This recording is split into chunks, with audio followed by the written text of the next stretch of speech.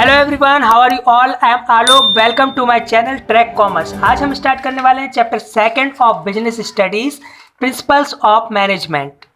तो पहले हम बात करेंगे कंसेप्ट की कि आखिर प्रिंसिपल ऑफ मैनेजमेंट होते क्या है। तो principle of management broad and general guidelines हैं डिसीजन मेकिंग एंड बिहेवियर के लिए। मीन्स एज अ मैनेजर कैसे डिसीजन लेना है, आपको कैसा बिहेव करना है किसी ऑर्गेनाइजेशन में, इस सब को लेके आपको प्रॉपर गाइडलाइंस दी हुई है इसमें। सबसे पहले हम बात करेंगे nature of principal of management की। मीन्स प्रिंसिपल ऑफ मैनेजमेंट की क्या कैरेक्टरिस्टिक हैं। फर्स्ट है universal applicability. Principal of management दुनिया में आप कहीं भी जाओ, किसी भी ऑर्गेनाइजेशन में जाओ, चाहे वो बिजनेस ऑर्गेनाइजेशन हो या नॉन बिजनेस ऑर्गेनाइजेशन हो, प्राइवेट सेक्टर हो या सर्विस सेक्टर हो, ये हर जगह एप्लीकेबल है। सेकंड है जनरल गाइडलाइंस। ये जनरल गाइडलाइंस है, किसी भी स्पेसिफिक प्रॉब्लम के लिए स्पेसिफिक सॉल्यूशन नहीं देती आपको, लेकिन इन गाइडलाइंस को फॉलो करके आप प्रॉब्लम को सॉल्व कर सकते हैं। थर्ड है formed by practice and experimentation. इन्हें जिन लोगों ने फॉर्म किया है उन्होंने खुद प्रैक्टिस की है एज अ मैनेजर या कई सारे एक्सपेरिमेंट किए हैं, तब जाके इन्हें फॉर्म किया गया है। Fourth one is flexible. ये फ्लेक्सिबल है, आपको इसे एज इट इज फॉलो नहीं करना है, सिचुएशन के अकॉर्डिंग आप इसे मॉडिफाई कर सकते हैं। Fifth one is mainly behaviour. Means principal of management human behaviour को इन्फ्लुएंस करते हैं। किसी पर्टिकुलर थिंग को लेकर सॉल्यूशन नहीं है, लेकिन इसे एज अ मैनेजर बिहेवियर में लाओगे तो चीज़ें आसान होंगी आपके लिए। ये सब आपके बिहेवियर पे डिपेंड करेगा।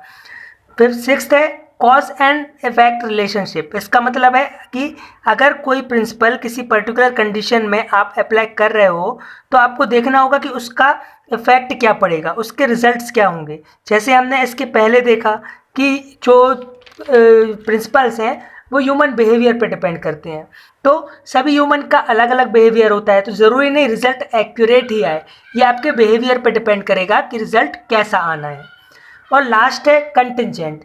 कंटिजेंट का मतलब होता है कि ये सिचुएशन पे डिपेंड करते हैं, हमारे ऑर्गेनाइजेशन में अभी क्या सिचुएशन है उसके अकॉर्डिंग हम इसे मॉडिफाई करके अप्लाई कर सकते हैं। एज इट इज़ अप्लाई आप नहीं करोगे, है ना। जैसा आपके बिजनेस में आपकी बिजनेस की जैसी सिचुएशन होगी उसके अकॉर्डिंग आप इसको अप्लाई करोगे। अब हम देखेंगे significance of principal of management. Means principles of management की इंपॉर्टेंस क्या है। तो फर्स्ट है providing managers with useful insight into reality. Means जो हमारी रियल लाइफ सिचुएशन है उनको हमें कैसे हैंडल करना है उसको लेके हमें यूजफुल गाइडेंस प्रोवाइड कराता है। सेकेंड है optimum utilisation of resource and effective administration. Principle को फॉलो करके हम ह्यूमन रिसोर्स, मटेरियल रिसोर्स दोनों का ऑप्टिमम यूटिलाइजेशन कर सकते हैं। मीन्स उतने ही रिसोर्सेज के यूज से हम ज़्यादा बेनिफिट निकाल सकते हैं। थर्ड है साइंटिफिक डिसीजन। डिसीजन फैक्ट्स पे बेस होना चाहिए, थॉटफुल होना चाहिए। प्रिंसिपल ऑफ मैनेजमेंट ऐसे ही डिसीजंस लेने में हमारी हेल्प करते हैं। फोर्थ है मीटिंग चेंजिंग एनवायरनमेंट रिक्वायरमेंट। हम पढ़ चुके हैं कि जो प्रिंसिपल्स हैं वो फ्लेक्सिबल होते हैं, तो चेंजिंग एनवायरनमेंट में हम इन्हें मॉडिफाई कर सकते हैं। Fifth one is fulfilling social responsibilities. मतलब प्रिंसिपल्स में सोसाइटी के प्रति रिस्पॉन्सिबिलिटीज़ भी है, जैसे कस्टमर को वैल्यू देना, उन्हें क्वालिटी प्रोडक्ट प्रोवाइड कराना, एनवायरनमेंट की केयर करना, और जो हमारे बिजनेस एसोसिएट्स हैं, मीन्स बिजनेस से जुड़े जितने भी लोग हैं उनसे रिलेशन अच्छे रखना। तो ये सोसाइटी के लिए भी अपनी रिस्पॉन्सिबिलिटीज़ फुलफिल करते हैं। सिक्स्थ है management training, education and research. Principal of management को हम एज अ मैनेजर अप्लाई कर सकें तो इसके लिए ज़रूरी है कि प्रॉपर ट्रेनिंग, एजुकेशन और रिसर्च हमें प्रोवाइड की जाए। तो किसी भी मैनेजमेंट इंस्टीट्यूशन में आप एडमिशन लेना चाहते हो, उसकी पढ़ाई करना चाहते हो, तो आपको उसके पहले उसका इंटरेस्ट टेस्ट देना होता है, जिससे आपकी कैपेबिलिटीज़ पता चल सकें। और मैनेजर्स के लिए MBA, BBA जैसे कोर्सेज भी बनाए गए हैं, है ना, जिससे आप इन चीज़ों को समझ सको। अब आपका नेक्स्ट टॉपिक है टेलर्स साइंटिफिक मैनेजमेंट। तो फ्रेडरिक विंसलो टेलर ने प्रिंसिपल ऑफ साइंटिफिक मैनेजमेंट दिए हैं। पहले हम इनके बारे में थोड़ा सा जान लेते हैं। तो जो F.W. टेलर थे उनका बर्थ हुआ था मार्च 20, 1856 को। ये एक अमेरिकन मैकेनिकल इंजीनियर थे। इन्होंने एक इंडस्ट्री में एज अ मैकेनिकल इंजीनियर काम किया, साथ ही इंडस्ट्रियल एफिशिएंसी को इम्प्रूव करने पर रिसर्च की। इनका जो मेन फोकस था वो था किसी भी फैक्ट्री में रिसोर्सेज के थ्रू कैसे ज़्यादा से ज़्यादा प्रोडक्शन किया जाए, क्या स्ट्रेटजी होनी चाहिए कि वर्कर्स जो हैं उनसे ज़्यादा से ज़्यादा हम काम निकलवा सकें। तो इसको लेके जो प्रिंसिपल्स दिए इन्होंने उसे हम साइंटिफिक प्रिंसिपल्स बोलते हैं। तो चलिए अब हम आ जाते हैं प्रिंसिपल ऑफ साइंटिफिक मैनेजमेंट में। टेलर्स कहते हैं कि principle of scientific management means ये जानना कि आप वर्कर्स से क्या काम कराएं और साथ ही इस तरीके से काम कराना कि काम एक चीप वे में हो जाए और अच्छे तरीके से हो जाए। इन्हीं गाइडलाइंस को हम प्रिंसिपल ऑफ साइंटिफिक मैनेजमेंट बोलते हैं।